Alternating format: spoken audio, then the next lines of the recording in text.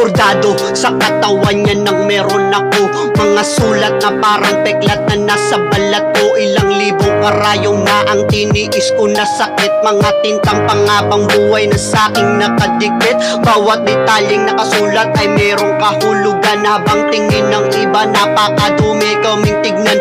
Nasaan ang karapatan namin bilang mamamayan? Bakit parang kasalanan ng may tattoo sa katawan? Pagtinginan at iwasan ka ng tao sa daan, para bang meron kang ginawang maling di mo alam. Minsan nga kung sino pang malinis ay sila pang madumi ang pagkatao at makasalanan. Huwag niyong hinuhusgahan base lamang sa panlabas. Kung puno man ng marka, at least di tulad mong bakas. Ang pagiging masama, balat mo ay malinis nga, pero ang pagkatao mo ay malansa pa sa isda.